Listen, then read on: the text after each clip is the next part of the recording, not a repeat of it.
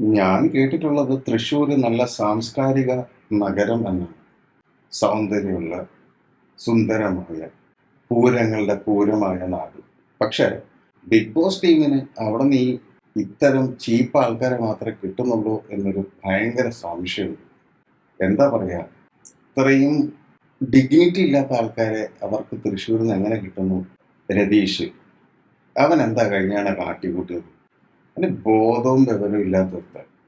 കാരണം പുള്ളി കാണിച്ചു കൂട്ടിയ കാര്യങ്ങൾ നമ്മൾ കഴിഞ്ഞ സീസണിൽ കണ്ടതാണല്ലോ.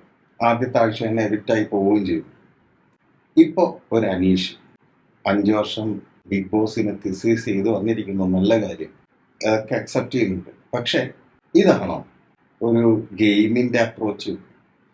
ഒരു കാര്യത്തിൽ എനിക്ക് ഇഷ്ടപ്പെട്ടു കേട്ടോ, ആ ധൈര്യശാലി ടാസ്കിൽ ആള് എടുത്ത മൈൻഡ് ഗെയിം, അത് സമ്മതിച്ചു കൊടുക്കാൻ പറ്റുള്ളൂ. കാരണം അത് പുള്ളി തൂക്കി. പക്ഷെ എന്നാലും തൃശ്ശൂരിന്റെ മൊത്തം വില കളയുന്ന സാധനമല്ലേ അവിടെ ചെയ്തുകൊണ്ടിരിക്കുന്നത്? ഇതാണോ വേണ്ടിയത്? അല്ല, എൻ്റെ ഒരു സംശയം മാത്രമാണ് കേട്ടോ. എന്തോ എനിക്ക് അങ്ങോട്ട് അക്സെപ്റ്റ് ചെയ്യാൻ പറ്റുന്നില്ല. ഒരു ഗെയിം കളിക്കാൻ വന്നാൽ അതിന് ചില മാന്യതകളും മര്യാദകളും ഉണ്ട്. അത് കീപ്പ് ചെയ്യേണ്ടത് അവിടെ വരുന്ന ഓരോ ആൾക്കാരുടെയും ബാധ്യതയാണ്. പ്രത്യേകിച്ച് കോമണർ എന്ന ടാഗ് ലൈനിൽ വരുമ്പോൾ ആ ബാധ്യത കൂടുകയാണെന്നാണ് എൻ്റെ വിശ്വാസം.